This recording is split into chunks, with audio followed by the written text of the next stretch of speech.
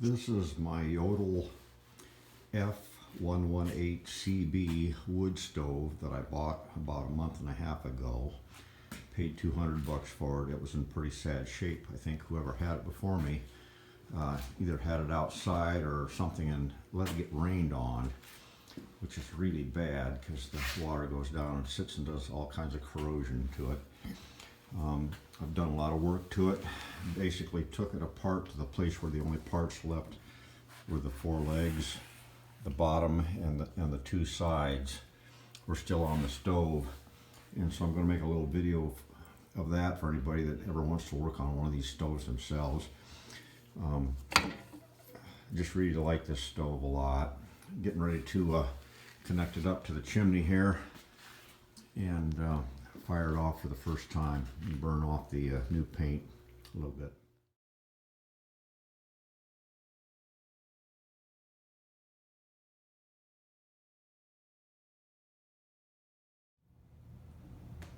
So you know how you get going on things sometimes, you just can't help yourself and you just can't stop. I decided to go ahead and pry out the burn baffle. It's right here. It's loose now.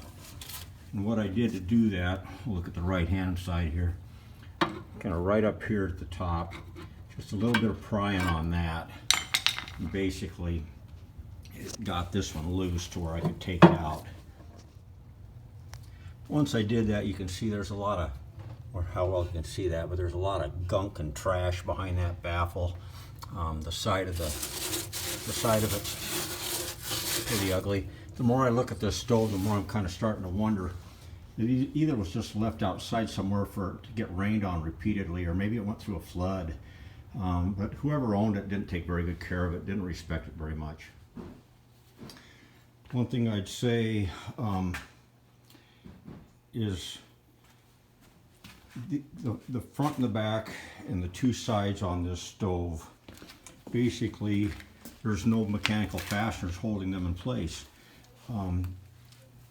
They sit along with a sealant in these channels right here, and that's what holds the cube shape of the stove in place. And then what locks it in place is the what I call the sub top that fits on the four corners all the way around this thing.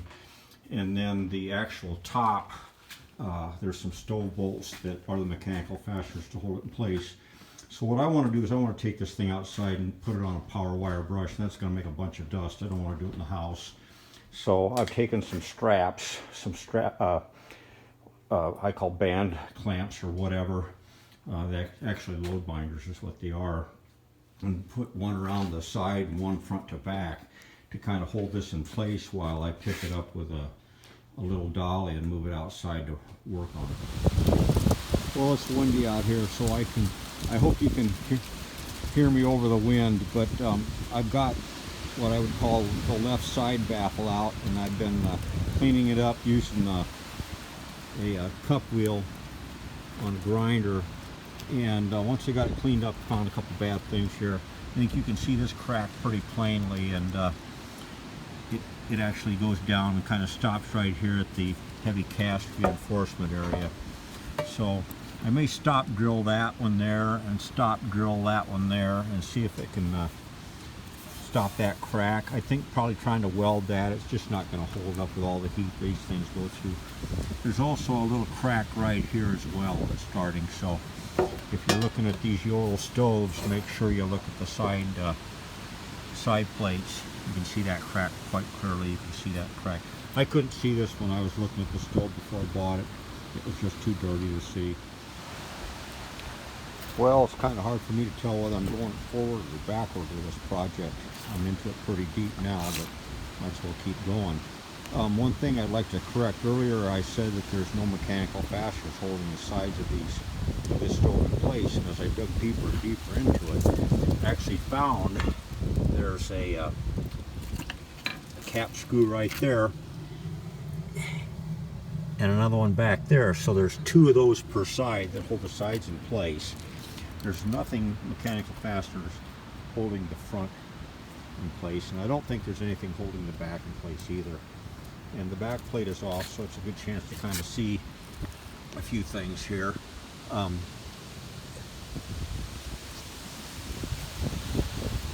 Trying to hold a microphone and a phone all at once, but these are where the stainless steel secondary air tubes connect, and another air passage for secondary air to get in, and these were all blocked off with carbon, so I cleaned those out. Down below here's where the secondary air comes into this area right here, gets heated up, and then goes into the stove. And I think I finally figured out what's going on with this top baffle. It's obviously split pretty bad, and it's wider at the top than it used to be. But not only that, but I think that it's curved up here. And if you put a straight edge on it, it's kind of hard to see, but it's more easy to see on this other side. But what's going on is this baffle is warped not only wider this way, but it's warped up as well. And that's what's stopping this baffle from coming out the front. So what I'm going to do is take a little grinder, got one right there, and I'm going to grind this area down there and there. If I take out about 1/8 of an inch of metal, then that baffle should slip forward and out of the stove. I was finally able to get it to move far enough ahead that I'm able to go after it with a cutting wheel from the back and just go right up the middle of it, kind of connect it up to this split in the cast iron, and at that point it should come out.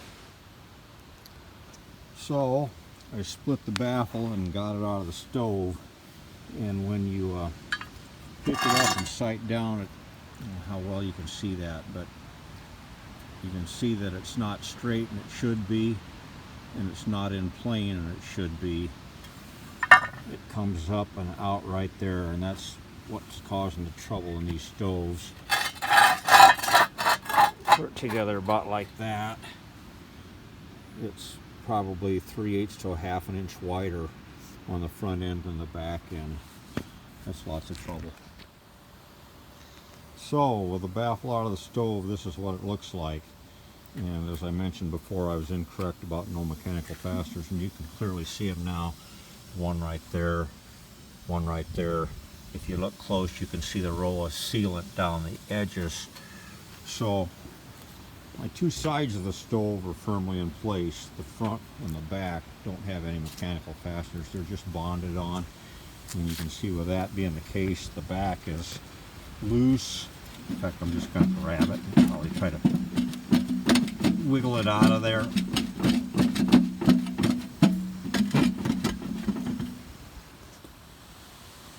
Well, I had to put the camera down a minute and grab it with both hands and shake it loose. So there's the back of the stove, pretty heavily corroded right in there. It's got a lot of gunk in it, so I'll clean that up. You can see all the passages here where the assembly sealant was used. So clean all those grooves up, clean the back edge of the sides right there, get it ready to go. You can see I've got the left side of the outside cleaned up, and there's the baffle that was in there,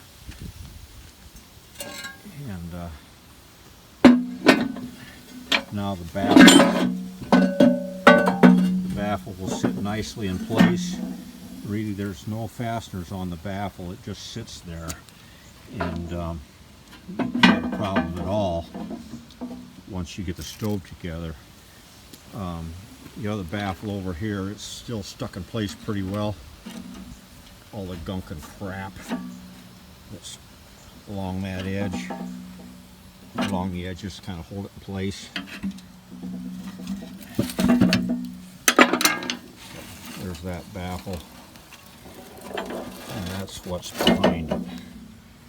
A lot of stuff, a lot of corrosion. The more I see this stove, I don't think it was in a flood. I think it just sat outside and some idiot just didn't take care of it. So I'll take that baffle out. You can already see it's split there, probably in the same place. One split there, looks like another split there. But I think I'll probably just clean them up and run them for a while. They're not that hard to get out and replace later.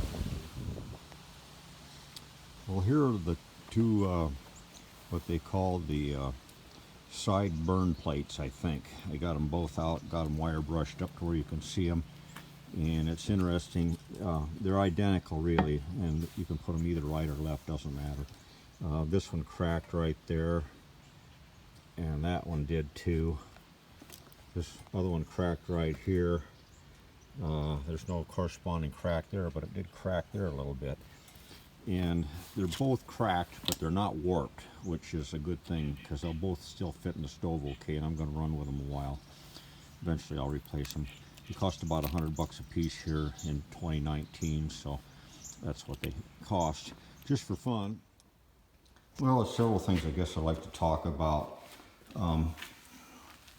These new cast iron baffles, I was running into trouble with them fitting in the stove, and what I'm doing is I'm working on fitting up this front air tube as well. And what I found was there were places on the back of the baffles where when they sand casted, a little bit of the cast iron got out, and there's a little bump here and there and whatever. Up on the front as well, like right there, you can see where I took a grinder and carefully eased the edges just to make things fit in the stove a little bit better. Another thing is, in the original top baffle, you see there's only one cast iron pin there, and my air tube only had one hole. Well, I was daydreaming a little bit, and I went to drill the second hole. I drilled it right there in the wrong spot. Had a 50-50 chance, and I got it wrong, so don't daydream. Pay attention.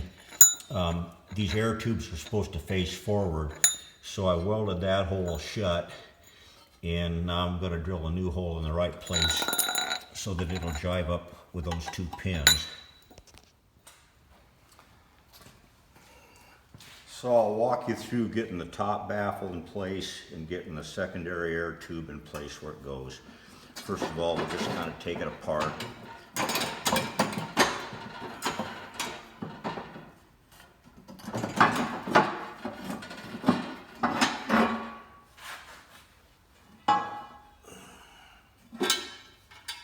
Okay, well, you start with setting this cast iron ledge on that right there. So I'll do it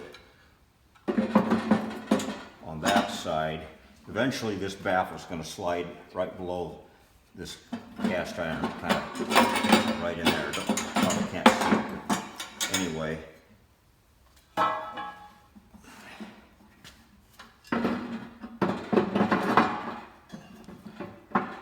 So you get the baffle in position.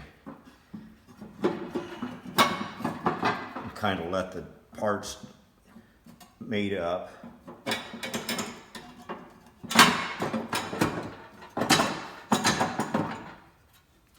And then push them backwards into position. You might need to lift up on them a little bit from down below. Okay, so there, where they go now and back. Now the secondary air tube, the front tube, kind of a little bit of a puzzle to get it into position. And what I do is I get, let's see,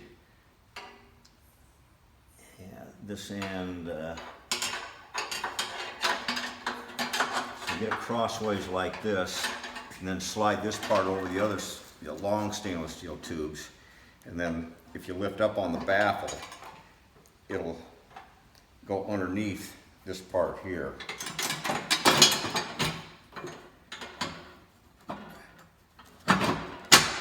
And the pins in the cast iron then will drop into that stainless steel tube. And that's the complete assembly right there.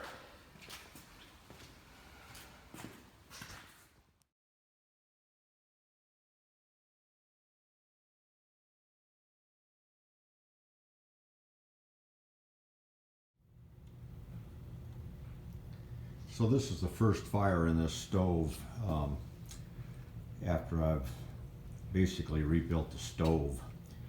And I put 2 coats of high heat Rust-Oleum on there. It's a satin black, and kind of expecting the paint to outgas and fog up the room a little bit.